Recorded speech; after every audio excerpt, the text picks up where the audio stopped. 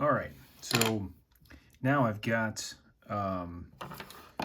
my clone trooper here. She's all cleaned up as far as I want to have them cleaned up, at least. And so, again, from the perspective of painting this, so I've done it where I just did like a wash, and then I've done it where I've, colored in the little gaps here between his elbow and his knees and all that.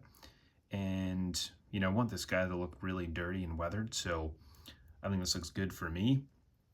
Some people may not want it to be this dark. In that case, then it actually is a lot darker looking on the camera than it actually is here in real life.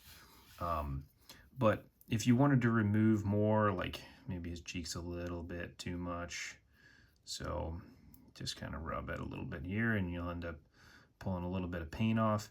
I mean, I think, again, in my past experience, the more you keep fussing with it, the more you end up pulling too much off. And so then it just doesn't look very good. But, whatever. Anyways, so we're going to go ahead and move on to the actual stripes that on the helmet and everything. So I'm going to use this brush. So whatever this brush is, 5.0. And then I've got just this Folk Art acrylic blue.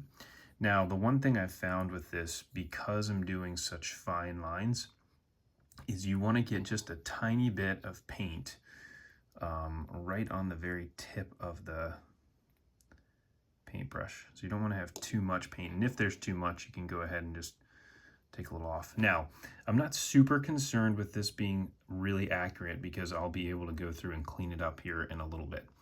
But what I'm going to do is just try to use the very tip of the paintbrush to just start to put a little bit of paint on there. Now, what I've found is if you end up pushing down too hard, the paint, the brush kind of pushes out and it makes it a little bit wider, and then it doesn't look very good. So again, I can go back and clean this up later. I'm going to try to make it as good as I can. And so kind of like I did with the Q-tip, just very gentle. So you don't want to put too much pressure. If you put too much pressure, again, the brush widens out and then you lose some of the definition here.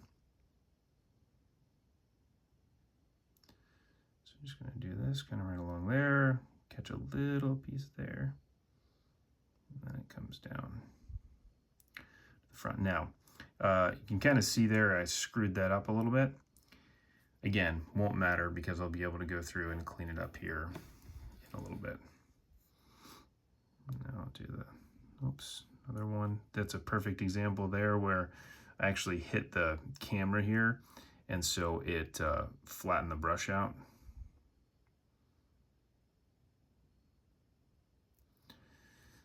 Again, won't be too much of an issue. The very tip of the brush. There. Okay.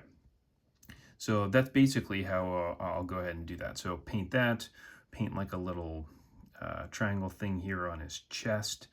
I'll do the shoulders and then do a line down his leg. So I'll show you one that's already done so that I can show you the next phase. So here's one that I've already painted, and so you can see now that the paint on there is pretty thick. Now I want to chip this up to make it look like a little bit more worn. Now what I'll use is actually I'll get a toothpick. Now with the toothpick, what I'll end up doing is just basically scraping the paint off of it. So I tried to do this first by using some of the thinner, and it just thins it down so much it just doesn't work. So what I'll do is just take this and I'll go kind of right along the edge here. So you can see it's going and chipping it off a little bit, kind of like right in the middle. I mean, you can obviously do this however you want if you're going through and doing this on your own.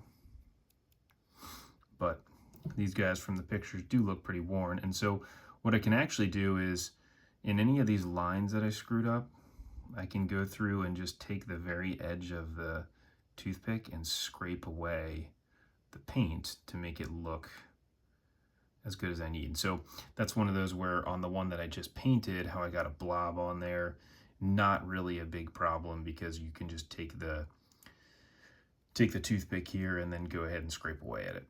And so, you know, if I wanted to give just a little bit more weathering to his chest, go ahead and scrape that away, do a little bit on his helmet.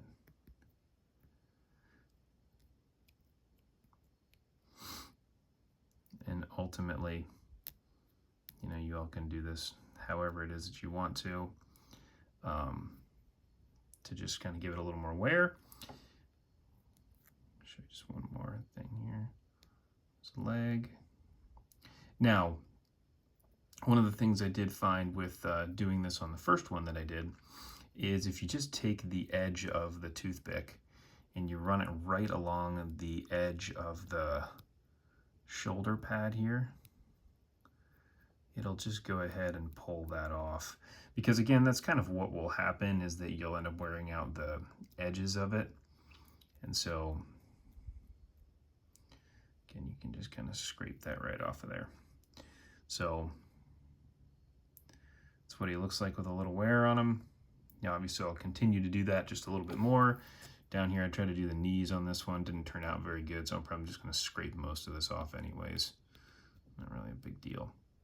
And then once I'm done with this, and it is to my liking, I'll then go ahead and I have just a spray matte finish. You could do a matte or a glossy, it obviously doesn't matter, but then I'll just go ahead and spray the guy down. That'll seal the paint on there, and it'll be good to go. So that's basically how I go through, and I've been painting these Micro Galaxy Squadron figures.